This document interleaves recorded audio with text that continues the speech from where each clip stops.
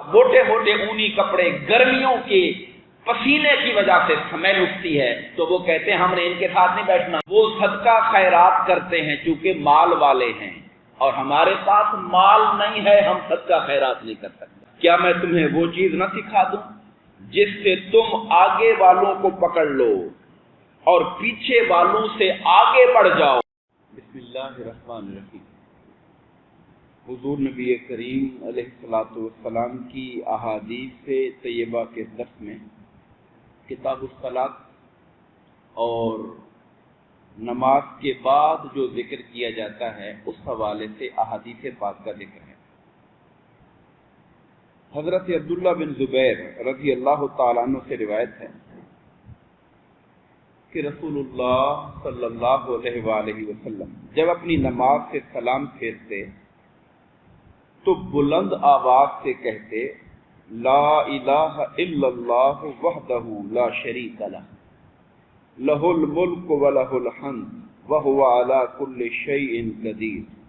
لا حول ولا قوۃ الا باللہ، لا الہ الا اللہ ولا نعبد الا ایاہ، لہ النعمت ولہ الفضل ولہ الثناء الحسن، لا الہ الا اللہ مخلصین لہ الدین ولو کرہ الکافرون۔ یہ کلمات تھے جو آقا سلام پھیرنے کے بعد عبداللہ بن زبیر کہتے ہیں بلند آواز سے حضور کہتے تھے۔ اور میں نے عرض کیا کہ یہ کوئی ایک کلمہ نہیں ہے، مختلف اوقات میں مختلف الفاظ کے ساتھ حضور اللہ کا ذکر کرتے تھے، کبھی چوتھے کلمے کے ساتھ، کبھی دعائیہ کلمات کے ساتھ۔ جو اگلی حدیث میں الفاظ آ رہے ہیں اس میں حضرت سعد بن وقاص رضی اللہ تعالیٰ عنہ فرماتے ہیں کہ وہ اپنے بچوں کو یہ کلمات سکھاتے۔ حضرت سعد بن ابی وقاص اپنے گھر میں اپنے بچوں کو یہ الفاظ سکھاتے اور کہتے تھے کہ رسول اللہ صلی اللہ علیہ وسلم نماز کے بعد ان الفاظ کے ساتھ اللہ پاک کی بارگاہ میں تعوذ کرتے تھے، پناہ مانگتے تھے۔ کس کس چیز سے؟ الہی میں بزدلی سے تیری پناہ مانگتا ہوں، میں کنجوسی سے تیری پناہ مانگتا ہوں، میں ارذل العمر سے تیری پناہ مانگتا ہوں۔ ارذل العمر، عمر کا یعنی اتنا بڑھ جانا کہ انسان کا چلنا پھرنا ختم ہو جائے، انسان کا اپنے آپ پر ضبط اور کنٹرول نہ رہے، اور جس طرح انسان دوسروں کا محتاج ہو جاتا ہے، وہ جو ارذل العمر ہے، عمر کا بہت ردی حصہ، گھٹیا حصہ، جہاں پہ جا کر انسان کے عمل ختم ہو جاتے ہیں اور انسان اپنے آپ کے لیے بوجھ بن جاتا ہے۔ کہا باری تعالیٰ میں اس عمر سے تیری پناہ مانگتا ہوں، دنیا کے فتنوں سے تیری پناہ مانگتا ہوں، عذاب قبر سے تیری پناہ مانگتا ہوں۔ تو یہ حضور بعض اوقات سلام کے بعد ان کلمات کے ساتھ تعوذ کیا کرتے تھے، اور حضرت سعد بن وقاص رضی اللہ تعالیٰ عنہ اپنے بچوں کو گھر میں سکھاتے تھے کہ تم بھی ان کلمات کو یاد کر کے اللہ تعالیٰ سے پناہ مانگا کرو۔ اگلی حدیث پاک حضرت ابو ہریرہ رضی اللہ تعالیٰ عنہ سے مروی ہے کہ فقراء مہاجرین یعنی مکہ سے ہجرت کر کے آنے والے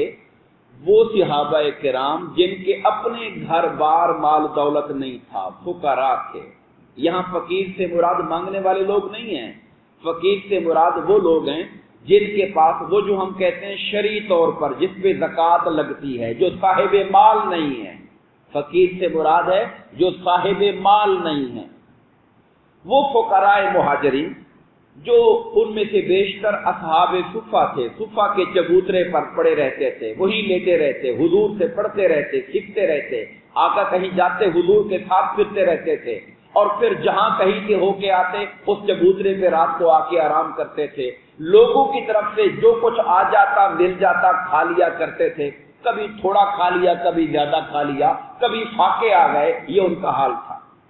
وہ فقراء مہاجرین ایک دن حضور کی خدمت میں حاضر ہوئے۔ بہت دلچسپ اور پیاری حدیث پاک ہے۔ عرض کی یا رسول اللہ، یہ جو مالدار لوگ ہیں، پیسے والے، ہمیشہ کی نعمتیں لے گئے، یہ ہم سے آگے بڑھ گئے، جنت میں آگے نکل گئے مال والے لوگ۔ حضور نے فرمایا بھی وہ کیسے آگے نکل گئے؟ عرض کی یا رسول اللہ، وہ جو مال والے لوگ ہیں ہماری طرح وہ بھی نمازیں پڑھتے ہیں، ہم بھی نمازیں پڑھتے ہیں، روزے وہ بھی رکھتے ہیں، روزے ہم بھی رکھتے ہیں، مگر اس کے ساتھ ساتھ وہ صدقہ خیرات کرتے ہیں چونکہ مال والے ہیں، اور ہمارے پاس مال نہیں ہے، ہم صدقہ خیرات نہیں کر سکتے۔ وہ زکوٰۃ دیتے ہیں، ہم زکوٰۃ نہیں دے سکتے چونکہ وہ مال والے ہیں، اس لیے وہ یہ کام مالی عبادتیں بھی کرتے ہیں اور ہمارے پاس مالی عبادتیں کرنے کے لیے مال نہیں ہے۔ اس پر حضور نبی کریم علیہ السلام نے فرمایا، کیا میں تمہیں وہ چیز نہ سکھا دوں جس سے تم آگے والوں کو پکڑ لو اور پیچھے والوں سے آگے بڑھ جاؤ، اور تم سے کوئی افضل نہیں ہو سکے گا سوائے ان کے جو تمہاری طرح والا کام کرے گا۔ یعنی جو کام میں سکھانے لگا ہوں، اگر تم یہ کام کرنا شروع کر دو تو پھر تم آگے نکل جاؤ گے، لوگ پیچھے رہ جائیں گے اور کوئی تمہارا مقابلہ نہیں کر سکے گا سوائے ان کے جو یہی کام کرے جو میں تمہیں بتانے لگا۔ آقا بتائیے کیا کام ہے؟ سرکار نے فرمایا، ہر نماز کے بعد 33 بار سبحان اللہ پڑھا کرو، 33 بار الحمدللہ پڑھا کرو، 34 بار اللہ اکبر پڑھا کرو۔ یہ تسبیحاں پڑھنے والے لوگ مالداروں کی عبادتوں سے آگے نکل جائیں گے۔ یہ تسبیح پڑھنے والے جو لوگ، آپ اندازہ فرمائیے، ہمیں تسبیحات کی قدر و قیمت کا نہیں پتا۔ صدقہ و خیرات کرنے والے، زکوٰۃ دینے والے، مالی خدمتیں کرنے والے، فرمایا کہ اگر تم فقراء ہو، اللہ نے تمہیں توفیق نہیں دی ہوئی مال خرچ کرنے کی، تو تم ان تسبیحات کے ذریعے ان کے مال خرچ کرنے سے بھی زیادہ ثواب حاصل کر سکتے ہو۔ دلچسپ بات آگے آ رہی ہے، اور وہ یہ ہے کہ کچھ دنوں بعد وہ مہاجر صحابہ فقراء پھر حضور کے پاس آ گئے، کہا یا رسول اللہ، ہمارے اس عمل کو، یہ جو آپ نے بتایا تھا، ہمارے مالدار بھائیوں نے بھی شروع کر دیا ہے۔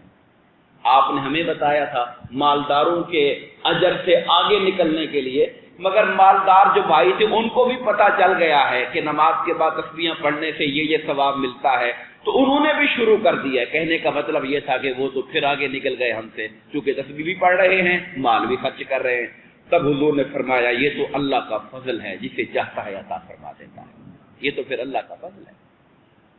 میں یہاں آج کی اس گفتگو میں جو آخری کلمات ہیں،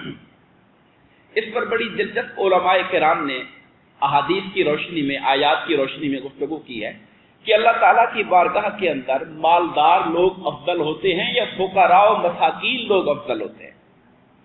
ویسے تو یاد رکھیے، جب ایمان کی دولت مل جاتی ہے، خواہ وہ فقیر ہے، مسکین ہے، خواہ وہ مالدار ہے، جب وہ صاحب ایمان ہے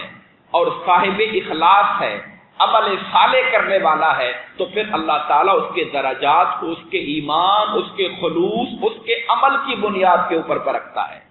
خواہ وہ مالدار ہو خواہ وہ غریب ہو۔ اگر ایک شخص فقیر و مسکین ہے مگر وہ عمل صالح نہیں کرتا، تو خالی مسکین ہونا اس کے لیے فضیلت کا باعث نہیں بنے گا، اور ایک آدمی مالدار ہے مگر ساتھ ساتھ عمل صالح کرنے والا ہے، تو اس کا مالدار ہونا عیب نہیں ہے جو اس کے رستے کو روک لے۔ لیکن بطور طبقہ اگر دیکھا جائے، اگر ہم حضور کی بارگاہ میں جا کر دیکھیں کہ ہمارے آقا کی پسند میں کیا تھا اور حضور ان کی دلجوئی کیسے کرتے تھے، تو آپ کو قرآن و حدیث میں یہ ملے گا، کیونکہ مال و دولت نہ ہونے کی وجہ سے دنیاوی اعتبار سے یہ لوگ بے کس ہوتے ہیں، بے سہارا ہوتے ہیں، تو اللہ رسول نے ان کے سہارے کے لیے بہت زیادہ باتیں ارشاد فرمائیں۔ اس سے بڑھ کر کیا ہو سکتا ہے کہ میرے آقا دعا کرتے تھے، اللہم احینی مسکینا، اے اللہ مجھے زندہ رکھ تو مسکینوں والی زندگی عطا فرما، میں دنیا سے جاؤں تو مسکینی والی حالت میں جاؤں، اور اس سے بڑھ کر مساکین کی شان کیا ہوگی؟ میرے مصطفیٰ فرماتے ہیں، اللہ قیامت کے دن مجھے مساکین کے زمرے میں کھڑا فرمانا، یعنی مساکین میرے دائیں بائیں۔ یہ سرکار نے ان کے حق میں دعا فرمائی۔ اور حضرت عائشہ صدیقہ سے فرمایا، یا عائشہ احب المساکین، اے عائشہ مسکینوں سے محبت کیا کرو، مسکینوں کو، فقراء کو اپنے قریب رکھا کرو۔ جو مسکینوں کو قریب رکھتا ہے قیامت کو اللہ اسے اپنے قریب فرما لے گا، مسکینوں سے محبت کی وجہ سے۔ اور یاد رکھیے، یہ بات قرآن مجید میں آئی کہ جب بھی اللہ کے نبی آئے دنیا کے اندر تو سب سے پہلے جو زیادہ تعداد ان کے قریب ہوئی وہ فقراء و مساکین تھے، جو اللہ کے نبیوں کی دعوت پر جنہوں نے ایمان قبول کیا تھا، زیادہ تعداد فقراء و مساکین کی تھی، یہ بھی ان کا شرط ہے۔ اسی طرح قرآن مجید کی سورہ کہف اور 28 میں، سورہ کہف کی آیت نمبر 28 میں اللہ پاک نے فرمایا وَاصْبِرْ نَفْسَكَ مَعَ الَّذِينَ يَدْعُونَ رَبَّهُمْ بِالْغَدَاةِ وَالْعَشِيِّ۔ مختصر یہ ہے کہ قریش کے بڑے بڑے سردار حضور سے ملاقات کے لیے آتے ہیں،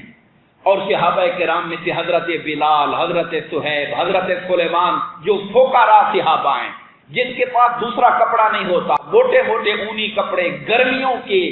پسینے کی وجہ سے سمیل اٹھتی ہے، تو وہ کہتے ہیں ہم نے ان کے ساتھ نہیں بیٹھنا، ان سے سمیل آتی ہے، بو آتی ہے، اگر آپ نے ہم سے بات کرنی ہے تو ان کو یہاں سے اٹھا دیں، پھر ہم آپ سے گفتگو کریں گے۔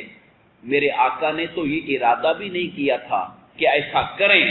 مگر اللہ نے قرآن میں آیت اتار دی، میرے حبیب مکرم ان کی بات نہ ماننا، اپنے آپ کو ان کی سنگت میں بٹھانا، بھلے فقراء ہیں مگر دن رات اللہ کو یاد کرتے رہتے ہیں اور خدا کی چہرے اور رضا کی طلبگار ہیں۔ میرے حبیب انہیں اپنی آنکھوں سے، اپنی سنگت سے دور نہ کرنا جو فقراء اور مساکین ہیں۔ تو مالدار، وہ جو کافر مالدار تھے، وہ جو کافر لوگ تھے، سردار تھے، ان کے میرے آقا اگر ان کو قریب بٹھانے کا ارادہ بھی کرتے تو اس لیے کرتے کہ چلو مسلمان ہو جائیں گے، بیٹھیں گے ساتھ تو ایمان لے آئیں گے، مگر اللہ پاک نے فرمایا ہمیں ان کے ایمان کی پرواہ نہیں ہے، مگر فقراء کو اپنی مجلس سے نہ اٹھائیے گا، مسکینوں کو اپنے در سے دور نہ کیجیے گا۔ دوستان گرامی قدر، اور آخری حدیث پاک آج کے درس کی یہ ہے،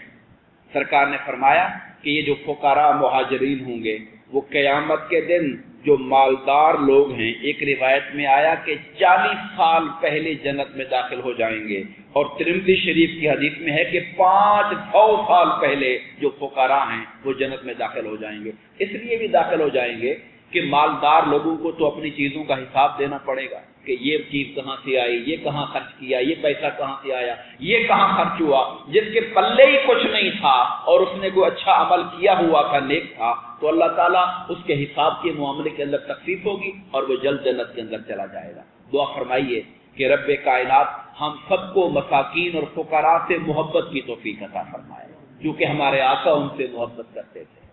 اور ہمیں اللہ تعالیٰ نے جس طرح کا حیثیت دی ہے، اللہ تعالیٰ ہمیں اپنی حیثیت سے اللہ کی مخلوق کو فائدہ پہنچانے کی توفیق عطا فرمائے۔ آمین۔ وما علینا الا البلاغ۔